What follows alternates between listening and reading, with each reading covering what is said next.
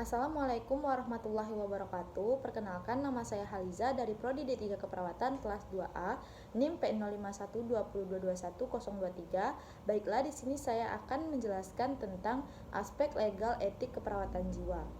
Baiklah, yang pertama, etik keperawatan. Apa itu etik keperawatan? Etik keperawatan adalah sudut pandang pada apa yang baik dan benar untuk kesehatan dan kehidupan manusia. Kemudian, mengharapkan bagaimana seseorang perawat harus bertindak dan berinteraksi dengan orang lain. Kemudian di sini ada bersumber dari pernyataan Florence Nightingale, ikrar profesi. Yang pertama, membantu yang sakit untuk mencapai keadaan sehat. Yang kedua, membantu yang sehat mempertahankan kesehatannya.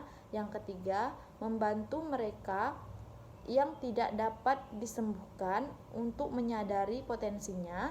Yang keempat, membantu seseorang yang menghadapi kematian untuk hidup seoptimal mungkin sampai menjelang ajal. Kemudian di sini ada menurut Undang-Undang Nomor 29 Tahun 2004 tentang praktek kedokteran. Pasal 52. Pasien dalam menerima pelayanan pada praktek kedokteran mempunyai hak yang pertama, mendapatkan penjelasan secara lengkap tentang tindakan medis. Yang kedua, memindahkan pendapat dokter atau dokter gigi lain. Yang ketiga, mendapatkan pelayanan sesuai dengan kebutuhan medis. Yang keempat, menolak tindakan dan mendapatkan isi rekam medis. Kemudian, hak pasien jiwa secara umum menurut Short dan Laraya 2001. Pertama, hak untuk berkomunikasi dengan orang lain di luar rumah sakit dengan berkorespondensi telepon dan mendapatkan kunjungan. 2. Hak untuk berpakaian. 3. Hak untuk beribadah. 4. Hak untuk dipekerjakan apabila memungkinkan. 5. Hak untuk menyimpan dan membuang barang. Yang keenam, hak untuk melaksanakan keinginannya. Yang ketujuh, hak untuk memiliki hubungan kontraktual. Baiklah, selanjutnya alasan masuk rumah sakit jiwa. Yang pertama, berbahaya untuk diri sendiri dan orang lain. Yang kedua, membutuhkan perawatan. Yang ketiga, tidak dapat memenuhi kebutuhan dasar secara mandiri. Baiklah, berikut adalah istilah. Yang pertama, restraints adalah aplikasi langsung kekuatan fisik pada seseorang tanpa atau dengan izin untuk membatasi kebebasan bergerak.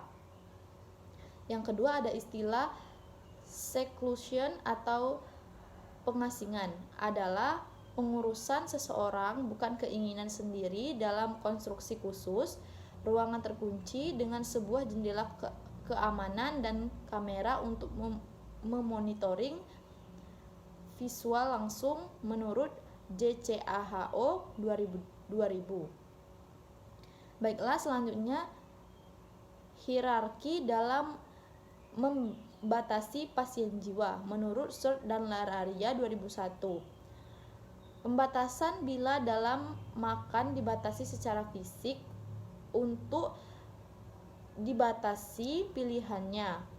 Hierarki dari yang paling restriktif ke yang kurang restriktif. Yang pertama, ekstremitas tubuh. Yang kedua, batasan ruang gerak atau kamar isolasi. Yang ketiga, batasan dalam aktivitas sehari-hari, misal acara TV, waktu merokok, komunikasi. Yang keempat, aktivitas yang bermakna, misal akses untuk ikut reaksi. Yang kelima, pilih perawat. Yang keenam, kontrak sumber keuangan. Yang ketujuh, ekspresi verbal dan emosional. Baiklah, prinsip moral dalam praktek keperawatan. Yang pertama, autonomi. Yang kedua, beneficence. Yang ketiga, non-maleficence. Yang keempat, justice. Yang kelima, kejujuran, kesetiaan, dan kerahasiaan. Autonomi adalah setiap orang mempunyai kebebasan untuk memilih rencana kehidupan dan cara mengatur dirinya. Yang kedua, menghargai harapan dan martabat manusia sebagai individu yang dapat memutuskan yang terbaik untuk dirinya. Setiap tindakan keperawatan harus melibatkan pasien dan berpartisipasi dalam membuat keputusan dan berhubungan dengan asuhan keperawatan. Yang kedua ada beneficence, merupakan prinsip untuk melakukan yang baik dan tidak merugikan orang lain. Tindakan tidak menimbulkan bahaya bagi orang lain. Perawat secara moral berkewajiban membantu orang lain melakukan sesuatu yang menguntungkan dan mencegah timbulnya bahaya. Yang ketiga ada non-maleficence dan kemaslahatan. Prinsip non-maleficence dan kemaslahatan dapat dilihat kontinum rentang dari bahaya yang tidak berarti. Itu adalah pengertian dari non-maleficence. Sampai menguntungkan orang yang lain melakukan yang baik, yaitu adalah pengertian dari kemaslahatan. Yang keempat ada keadilan. Keadilan merupakan suatu prinsip moral untuk berlaku adil terhadap semua pasien sesuai dengan kebutuhan. Setiap individu mendapat tindakan yang sama berarti mempunyai kontribusi yang relatif sama untuk kebaikan kehidupan seseorang.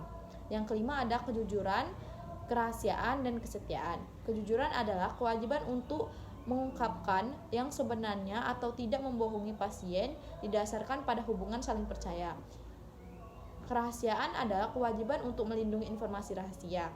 Kesetiaan adalah kewajiban untuk menepati janji. Kemudian ada metode dalam pengambilan keputusan etis. Yang pertama, menunjukkan maksud baik. Yang kedua, mengidentifikasi semua orang penting. Yang ketiga, mengumpulkan informasi yang relevan. Yang keempat, mengidentifikasi prinsip etis yang penting. Yang kelima, mengusulkan tindakan alternatif. Yang keenam, melakukan tindakan. Baiklah, yang kemudian masalah legal dalam praktek keperawatan. Yang pertama, dapat terjadi apabila tidak tersedia tenaga keperawatan yang memadai, tidak tersedia standar praktek, dan tidak ada kontrak kerja. Yang kedua, praktek perawat profesional perlu memahami aspek legal untuk melindungi diri dan melindungi hak-hak pasien dan memahami batasan legal yang mempengaruhi praktek perawat. Yang ketiga, pedoman legal Undang-Undang Praktek Peraturan Keperawatan Menteri Kesehatan Nomor 1239 dan hukum adat. Kemudian ada liabilitas dalam keperawatan jiwa. Yang pertama, pasien bunuh diri. Yang kedua, gagal mendiagnosa. Yang ketiga, masalah terkait dengan ECT. Yang keempat, menyalahgunakan obat-obat psikoaktif. Yang kelima, melanggar kesehatan. Yang keenam, gagal merujuk pasien. Yang ketujuh, gagal untuk melaporkan penganiayaan. Yang kedelapan, tidak adanya informed consent. Berikutnya, pertanggungjawaban pidana terkait dengan kondisi jiwa seseorang. Tindakan kriminal yang dilakukan oleh seseorang yang diduga memiliki kelainan jiwa perlu mendapatkan penyidikan dari seseorang ahli kesehatan jiwa atau visum. Kemudian yang kedua, argumen yang menyembuhkan.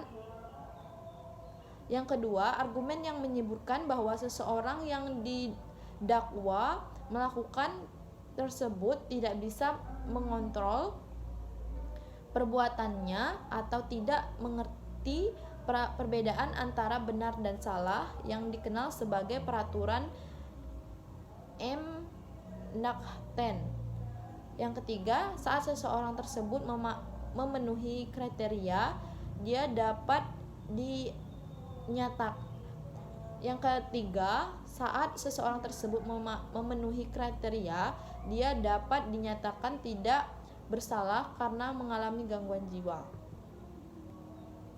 Kemudian, minimalkan liabilitas. Yang pertama, ikuti standar. Yang kedua, berikan pelayanan keperawatan yang kompeten. Yang ketiga, hubungkan empati, hormat, dan bela rasa. Yang keempat, dokumentasi lengkap dan objektif dan tepat waktu.